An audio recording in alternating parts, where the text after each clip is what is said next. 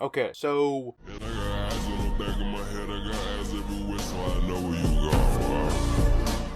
The Golden Boy, humanity's perfection, Cosmos incarnate, the no-HUD, the Cosmos speaks through me strategist, a Marvel writer, Adam Warlock. Aura forming while tanking ults and undoing the enemy's ults with one Born Again! But what if you wanted to play as Adam Warlock in a TTRPG? Roll dice and aura farm with your friends, knowing the cosmos bends to your command, that your allies will be stronger together. So let's build Adam Warlock in Huh? Are the company's a prime example of late-stage capitalism? Okay, let's build him in... Pathfinder? They any good? Oh, they are. What about the system? Oh, really? Alright then, let's build Adam Warlock in Pathfinder. Second edition. First, we need to know what we want to build. Comic Adam Warlock, movie. While many characters from the comics could be made in TTRPGs, most heroes and villains are way too powerful and have decades of history we would have to draw. And the movies, well... So we'll be building them as depicted in Rivals, and if we need to, we'll be looking to the comics if we need to fill in the cracks. What we want from Adam Warlock is a healer who can spread damage that someone takes to the rest of the party, has connections and maybe even conversations with gods, and finally a connection and knowledge of the stars. So, what are our options? Well, there are a lot. So there are going to be several paths we can take to make any particular character. This is only one. Please feel free to swap out and change whatever you would like. Also, we won't be going over every spell and skill increase and skill feat, only the important ones. Now, ancestry, background, and class, the ABCs of character creation. Ancestry. Clearly, the perfect human should be... Well, now hear me out. Adam is an artificially created life form meant to be what humanity could be. So, android? We did look at Samsarian for resurrection stuffs, but we'll grab that later. And using the alternate attribute boosts, we'll take Con and Charisma, taking the polyglot heritage to get a bunch of languages to speak with all the peoples of the universe. And I would love to make him glow by grabbing radiant circuitry, but he's perfect. So let's take Nanite Surge to get a +2 to any particular skill roll we would like to make. Background. He's the perfect being. That seems like a heavy burden to bear. So we're going to take the Chosen One round, giving us a boost to Constitution and Charisma, also giving us Prophecy's Pawn, allowing us to re-roll a failed saving throw, attack roll, or skill check, with the caveat that we may be forced to roll again later on after we've succeeded a check. Final parts of ABCs. So, we want something that heals and spreads damage amongst allies, could grab Cleric, could be Weird Witch, but I think the best thing for us would be to choose a Life Oracle, giving us a boost in Charisma. And to wrap it all up, we'll boost Dex, Constitution, Wisdom, and Charisma, leaving us looking like this.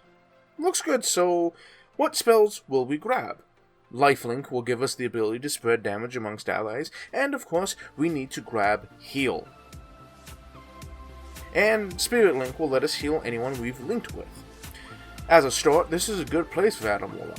A healer that spreads out damage, dealt amongst the party, 19 health so you can take a hit or two, trained in Fort, Reflex, and Expert and Will.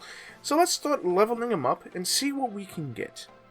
At level 2, we choose the Oracle feat Domain Acumen, so we can get Healer's Blessing, letting us heal slightly more when we do heal someone. Now, we get to a decision. Do we play with or without the free dedication rules? At our table, we always do. That might be different at your table. Discuss it with your DM. but these are superheroes and villains. They're larger than life. So let's give them a little bit more and give them the free dedication. So, using that free dedication, we'll grab Cleric. And we will follow Dejamab? Not entirely sure how to pronounce that, and I do apologize. Sun Goddess of Eclipses, helping others achieve goals and their perfect self. That's what Adam is trying to do, so it seems like the perfect fit. And we'll get the multilingual feat, letting us speak with even more peoples. At level 3, we get a general feat at this level, so we grab Untrained Improvisation, letting us use our level on skills we aren't trained in. But we do up our proficiency in nature, since it's connected to the stars. And we need to grab something that gives us that signature blast of darts. Inner Radiant Torrents is a spell that lets us blast everything in a 60-foot line, or we can charge it up for 3 actions to make it a 120-foot line. Or even a whole turn to double the damage output.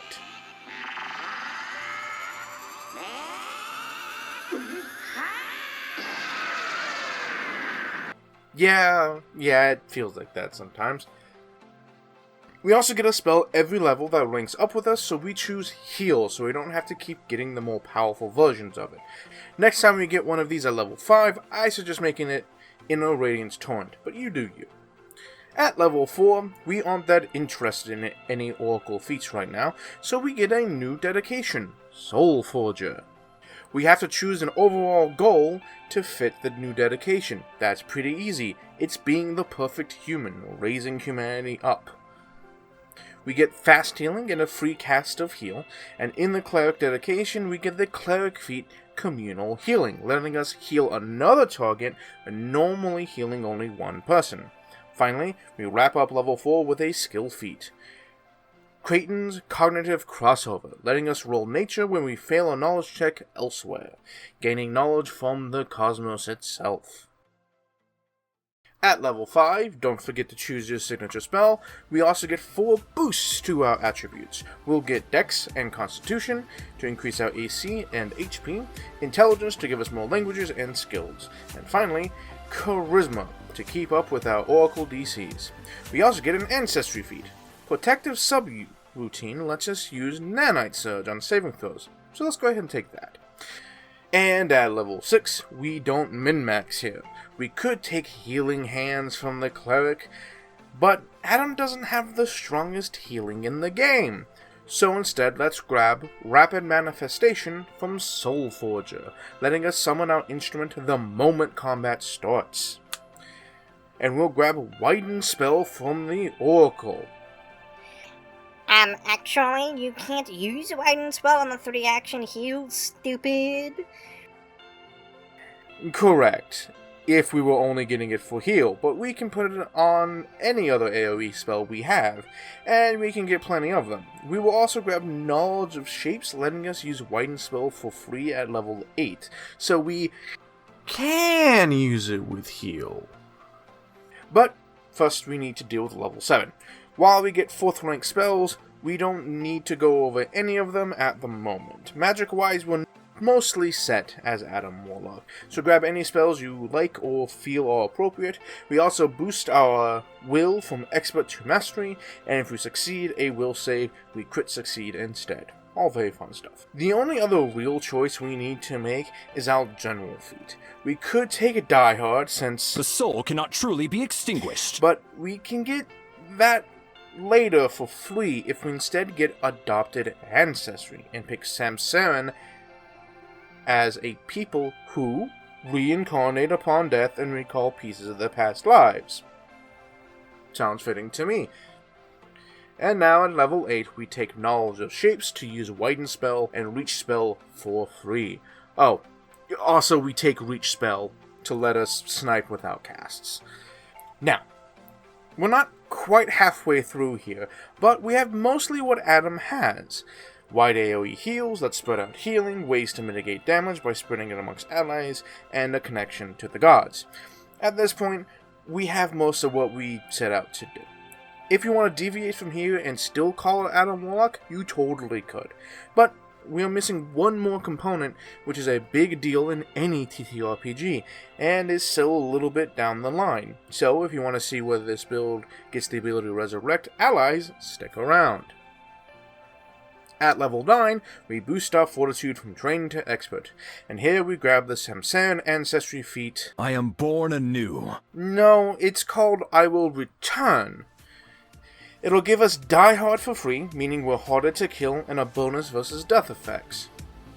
At level 10, we get 4 more ability boosts, just like level 5, so we go ahead and boost Con so we can take more damage from our allies, and Charisma, as it is our main attribute. But now we have a choice to make. Dex is the optimal choice, but the perfect human should be good in all things, so we have to boost Strength and Intelligence to round out our scores. 2 paths separate here and will converge back later. We can take the Ritualist dedication here and find/purchase the Resurrect Ritual, which grants us access to Adam's full kit, but we won't be as good as we would like. It's expensive, and it has a chance to fail. The Perfect Human does not fail, so we're going to take a Cleric feat for right now and grab Ritualist later when we basically guarantee success. We grab basic Cleric casting so we have more free casts of heal and quicken cast, letting us party heal with Ace, and still have an action. At level 11, we get another connection to the gods, specifically spells from a god of healing. Sadly, Deja Mambor is not a healing god. Thankfully, whatever god we choose, we do not need to follow their edicts. Of all the healing gods we have access to, we want one that follows our same mindset. So Shay, the Ibis Matron, has edicts of empowering local communities, learning from elders, sharing and teaching from experiences, fit our vibes pretty well. This will grant us liberating command, hypercognition, and dreaming potential, or illusory seeing if we want it instead. But that's not all.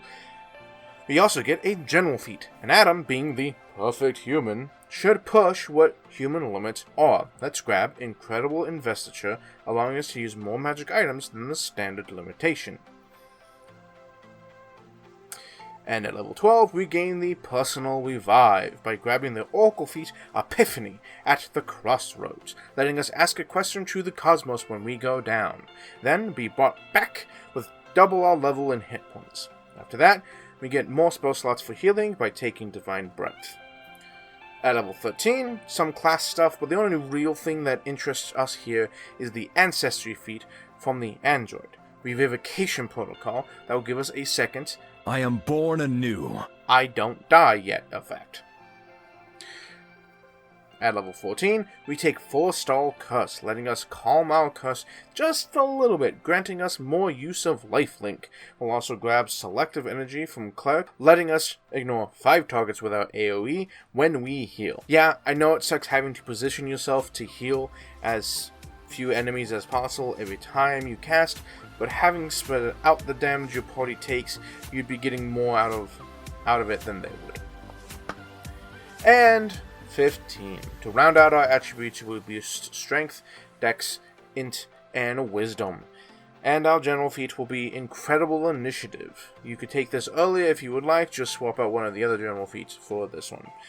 And finally, at level 6, we take the Ritualist dedication. We'll have to find or buy the Resurrection Ritual. Please speak to your DM about the availability of the Revive Ritual. But once we do, we have the ability to bring back fallen allies. And at our level, it's almost guaranteed. With that, we officially have everything that makes Adam Warlock for Marvel Rivals, but we can keep going until we reach level 20. So our other feat at level 16 should be Conduit of Void and Vitality. So that when we heal the group, we heal one person for 1d8 for each curse level we have. And the only skill feat of real notability for this build is a skill feat from Ritualist. Resourceful Ritualist lets us cast rituals even if we are proficiency lower than required. At level 17, we get an Ancestry feat, so let's grab the Cycle Continues. Another I am born anew. We also get a boost to the limit of our curse. Almost there, final stretch. Level 18 gets us efficient rituals to reduce the time to revive someone to only 1 hour, and enterprising ritualist to reduce the cost by 10%, 20 if we crit, which there's a good chance we will. Level 19. We get a general feat. We don't need to grab anything, so grab what you want. Most of this build, like all builds, can be supplemented or for anything else, letting you play your legally distinct Adam Warlock however you like. Also, we get a level 10 spell slot here, and no 2 spells, so we take Revival to temporarily revive all allies with 30 feet, and a spell of your choice. And the Capstone, level 20. We take Ocular Providence, so that we can get another 10th level spell slot, and the Assured Ritualist feat, to make sure that you can never fail reviving a dead friend. Oh, and we boost Strength, Dex, Intelligence, and Wisdom. All 20 levels. And with that, your legally distinct Adam Warlock is finished. Nice round stats, a heal machine that even when allies die, they're Born again! a pretty strong build that refuses to let allies die. Enough healing to keep even the most reckless Black Panther alive, and even good damage when it needs to. So, go out there, let the cosmos flow through you, and aura farm to your heart's content.